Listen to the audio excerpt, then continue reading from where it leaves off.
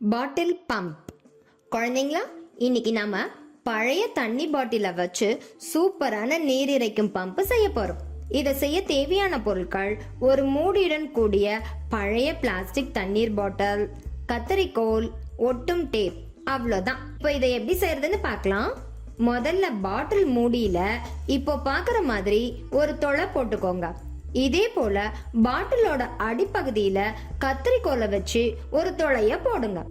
அடுத்து ஒட்டும் டேப் எடுத்து கத்திரிக்கோல் வச்சு 3 சென்டிமீட்டர் அளவுக்கு ஒரு துண்டு டேப்பை வெட்டிக்கோங்க.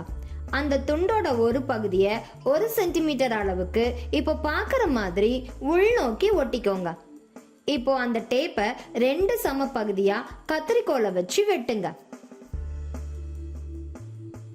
இப்ப வெட்டின டேப்போட ஒரு பகுதியை பாட்டிலின் அடிப்பகுதியில போட்ட தொலையில இப்போ பாக்குற மாதிரி ஒட்டுங்க. நல்லா பாருங்க, டேப்போட ஒட்டாத பகுதி தொலைக்கு மேல இருக்கணும். அதாவது ஏறக்குறைய தொலை ஒட்டாம தான் இருக்கணும்.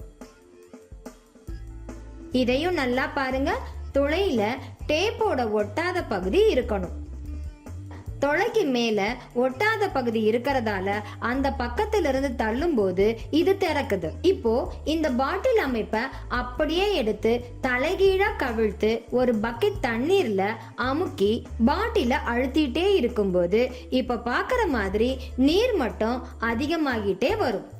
இப்போ இந்த நீர் மட்டம் பாட்டில் மேல உள்ள துளை அளவுக்கு வந்த உடனே நம்ம தொடர்ந்து அழுத்திட்டே இருந்தா பாட்டிலுக்குள்ள இருக்கிற தண்ணீர் மேல உள்ள துளை வழியா பீச்சி அடித்து வெளியேறும். இப்படித்தான் பம்ப் வேலை செய்யுது. இங்கு 2 வால்வுகள் இருக்கின்றன. பாட்டிலை தண்ணீருக்குள் அழுத்தியதும் கீழே இருக்கும் வால்வு திறந்து கொள்கிறது. நீர் பாட்டிலினுள் சென்றதும் கீழே இருக்கும் வால்வு மூடிக்கொள்கிறது. இப்பொழுது பாட்டிலை அமுக்கியதும் அழுத்தம் அதிகமாகி மேலே உள்ள வால்வு திறந்து கொள்கிறது. அது வழியாக தண்ணீர் பீச்சி அடிக்கிறது.